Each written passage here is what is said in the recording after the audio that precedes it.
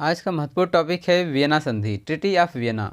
सन 1815 में Napoleon Bonaparte को Waterloo के मैदान में हारने के बाद कुछ देशों में जैसे फ्रांस, जर्मनी, इटली तथा अन्य देशों में एक नए रूढ़िवाद का जन्म हुआ।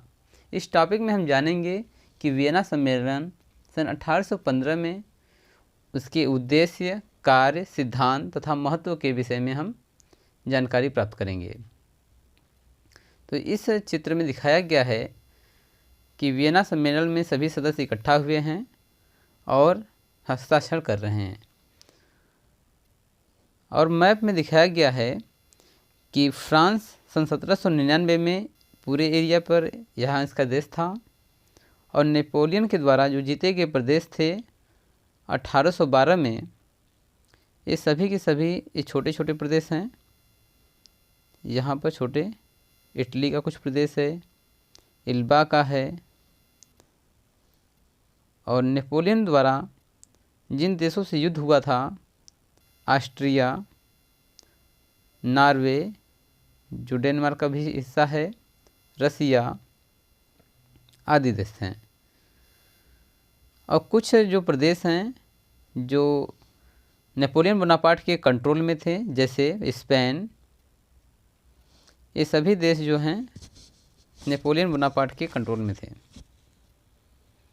वियना सम्मेलन सन 1815।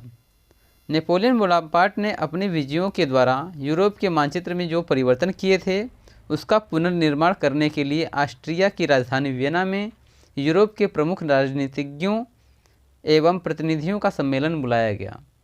इस सम्मेलन को वियना कांग्रेस कहा जाता है।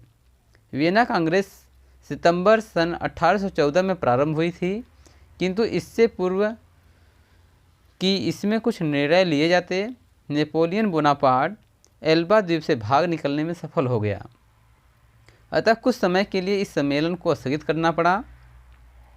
यह कांग्रेस पुनः नवंबर सन 1814 में प्रारंभ हुई।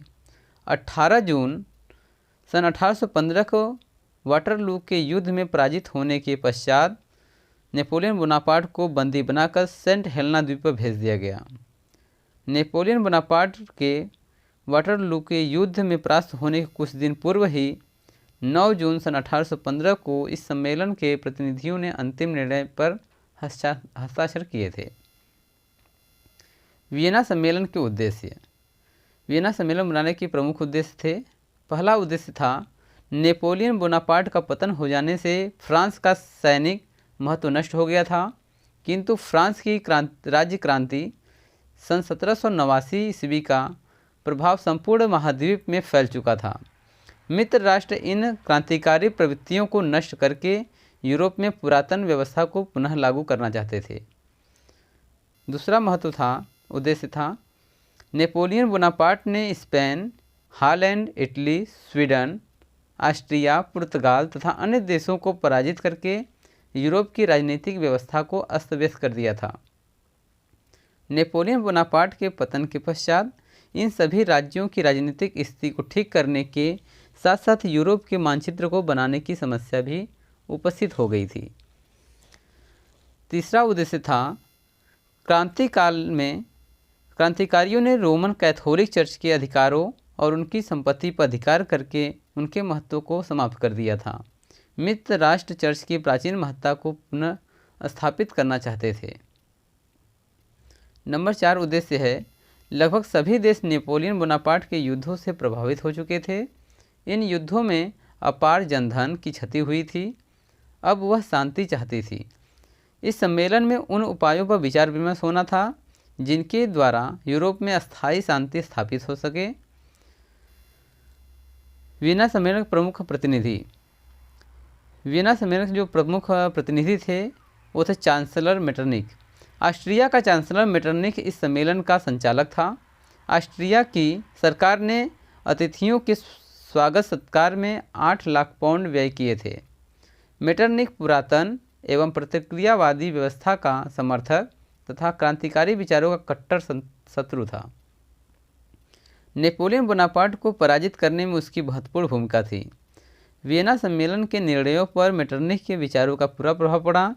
इसके अतिरिक्त इस सम्मेलन में रूस के जार अलेक्जेंडर प्रथम, इंग्लैंड के विदेश मंत्री कैसलरे, फ्रांस के विदेश मंत्री तैलीरव तथा प्रसा के फ्रांस सम्राट फ्रेडरिक विलियम तृतीय की उपस्थिति ने इस सम्मेलन को बहुत ही आकर्षक बना दिया था। वियना सम्मेलन के सिद्धांत। यद्यपि सम्मेलन के प्रतिनिधियों के पारस्परिक मतभेदों के कारण सम्मेलन की असफलता की संभावनाएं बढ़ गई थीं, फिर भी समस्याओं के समाधान हेतु अग्रलिखित सिद्धांत पारित किए गए थे। पहला सिद्धांत था न्यायोचित राजसत्ता का सिद्धांत। सभी सदस्यों ने यह स्वीकार किया कि पिछले 25 वर्षों में राजनीतिक उथल पुथल का कारण सन 1789 ईस्वी की क्रांति का विस्फोट था।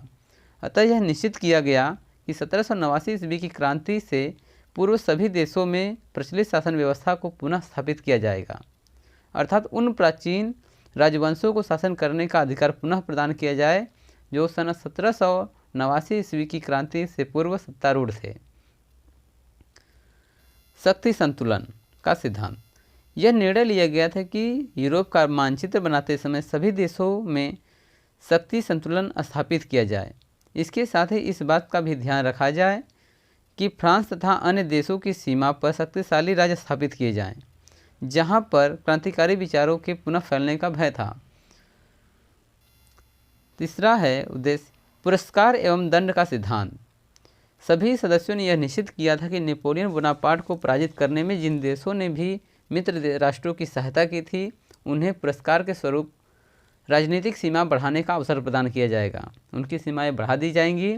इसके विपरीत जो देश नेपोलियन बोनापार्ट का साथ देने वाले देशों को दंडित करने के उद्देश्य से उनकी राजनीतिक सीमा में कटौती की जाएगी, अर्थात जिन लोगों ने नेपोलियन बोनापार्ट का साथ दिया था उनकी सीमाओं पर कब्जा कर लिया जाएगा। वियना सम्मेलन के महत्वपूर्ण निर्णय। वियना सम्मेलन में निम्नलिखित महत्वपूर्ण निर्णय लिए गए थे। पहला निर्णय था न्यायोचित राजसत्ता के सिद्धांत के आधार पर फ्रांस में बुर्बो राजवंश की स्थापना की गई। सम्राट लुई 16वें के छोटे भाई लुई 18वें को फ्रांस का राजा बनाया गया। पिछले युद्धों के लिए फ्रांस को जिम्मेदार ठहराते हुए क्षतिपूर्ति के रूप में 70 करोड़ फ्रैंक की धनराशि फ्रांस पर लाद दी गई। इस रकम का भुगतान होने तक फ्रांस के खर्चे पर फ्रांस की सीमा पर मित्र राष्ट्रों के 15 लाख सैनिक नियुक्त कर दिए गए। फ्रांस की राजनीतिक सीमा को 1791 ईस्वी की स्थिति में स्वीकार कर लिया गया। दूसरा है निर्णय फ्रांस के पड़ोसी देश हॉलैंड को शक्तिशाली बनाने के उद्देश्य से बेल्जियम का प्रदेश ऑस्ट्रिया से लेकर हॉलैंड को दे दिया गया। तीसरा निर्णय लिया गया इटली की राष्ट्रीय एकता को समाप्त करके उसको 8 भागों में विभक्त कर दिया गया। रोम में पोप का शासन पुनः स्थापित किया गया। चौथा निर्णय लिया गया जर्मनी के छोटे छोटे 39 राज्यों को मिलाकर जर्मन परिसंघ बनाया गया, जिसके अध्यक्ष पद पर ऑस्ट्रिया के सम्राट को नियुक्त किया गया था, परंतु परिसंघ को सुदृढ़ बनाने के लिए कुछ नहीं किया गया। इस प्रकार राज्यों के पारस्परिक संबंध बड़े शिथिल रहे। पांचवा निर्णय लिया गया था ऑस्ट्रिया को बेल्जियम के बदले में इटली के लोम्बार्डी तथा वेनेसिया के प्रदेश दिए गए थे। छठवां निर्णय था सबसे अधिक लाभ ग्रेट ब्रिटेन को हुआ।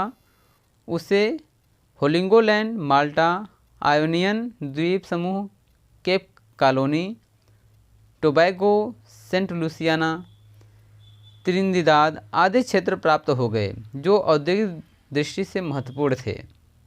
सातवां निर्णय लिया गया नॉर्वे तथा स्वीडन को मिला दिया गया। स्वीडन से फिनलैंड का प्रदेश लेकर रूस को दे दिया गया।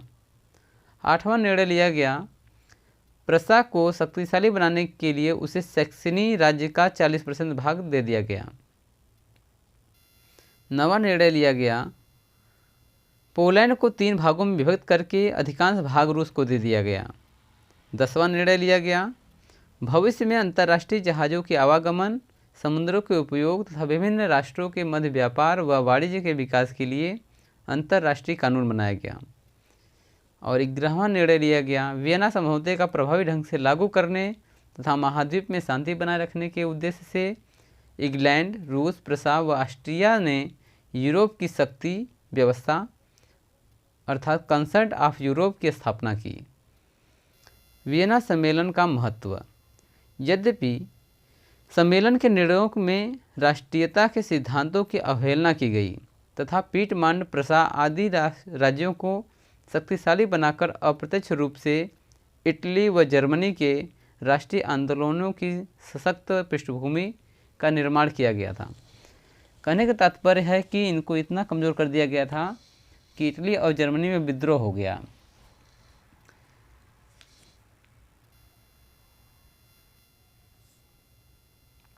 उसी समय इटली का क्रांतिकारी ज्यूसेपी मैस्सिनी का जन्म सन 1807 में जिनेवा में हुआ था। वह कार्बोनारी के गुप्त संगठन का सदस्य बन गया। 24 साल की युवावस्था में ही लिगुरिया के क्रांति करने के लिए उसे बहिष्कृत कर दिया गया। तत्पश्चात उसने छिप करके 2 संगठनों का स्थापना किया, जिसमें पहला था मार्सेई में यंग इटली और दूसरा बर्न में यंग यूरोप, जिसके सदस्य पोलैंड, फ्रांस, इटली और जर्मनी राज्यों ने समान विचार रखने वाले युवा थे। मैस्सिनी का विश्वास था कि ईश्वर की मर्जी के अनुसार राष्ट्र ही मनुष्यों की प्राकृतिक इकाई है। तो यह टॉपिक यही समाप्त होता है। धन्यवाद।